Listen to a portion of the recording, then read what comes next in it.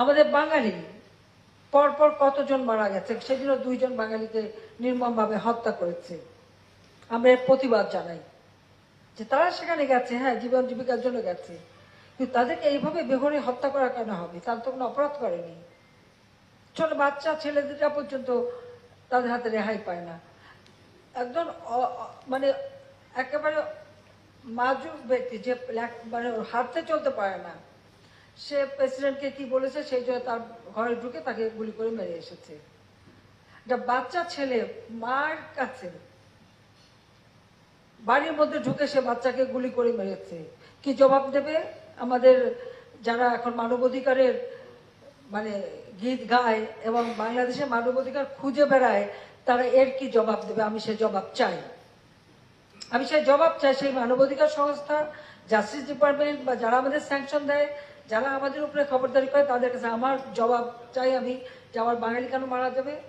ওরকম ছোট্ট একটা অপ্রাপ্ত বয়স্ক শিশু মায়ের কোল থেকে নিয়ে তাকে গুলি করে হত্যা করা, প্রফেসরদের উপরে এরকম জুলুম করা, মহিলা প্রফেসর তাকে মাটিতে ফেলে পুলিশ যেভাবে পা দিয়ে তার হাতে হ্যান্ডকাপ পরিয়েছে, এর জবাব আমরা চাই।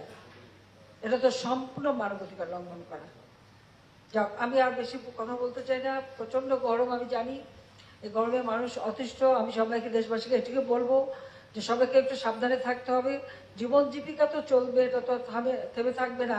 তারপরেও সবাইকে প্রচুর পানি খেতে হবে এবং একটু নিজেরা একটু সাবধানে থাকতে হবে, কারণ এটা শুধু বাংলাদেশ না। আমি এইমাত্র থাইল্যান্ড থেকে এসেছি, সেখানে একই অবস্থা, আরো প্রচন্ড গরম, আগুনের মতো একটা অবস্থা, এবং পুরা আমাদের south Asia, south east Asia সহ অন্যান্য দেশগুলিতেও কিন্তু এখন এই গরম ছড়িয়ে পড়ছে। আমরা আশা করছি যে খুব তাড়াতাড়ি বৃষ্টি হবে। তবে একটি বিষয় আবার ভালো দিক, এই গরমের কারণে হিমালয় বরফ গলছে, তাতে আমাদের তিস্তা নদীর পানি সাধারণভাবে এই সময় যে পরিমাণ থাকে তার দ্বিগুণ পানি আছে নদীতে। কিন্তু ওই বরফ গলা নদী, যে কটা নদী আমাদের বরফ গলা নদী, সব নদীতে কিন্তু পানির প্রবাহটা বেড়ে যাচ্ছে। ওটা আমাদের জন্য একটু সিলভার লাইন আর কি, সামান্য একটু আশার আলো। আমাদের ইরিগেশন ভালো হবে, হাওড়ে ধান উঠে যাচ্ছে। প্রচন্ড খরার কারণে ধানগুলি পেকে গেছে এবং সেগুলি প্রায় কাটা শেষ হওয়ার পথে, এবং এবার সেখানে আমরা বাম্পার ফলন পাবো আশা করি। তবে হ্যাঁ, কিছু কিছু এলাকায় সেখানে খরা দেখা দিয়েছে, সেখানে পানির অভাব আছে। সেচের ব্যবস্থা আমরা করছি। আপনারা জানেন যে বিদ্যুৎ আমরা যে ব্যবহার করি সেচে, সেখানে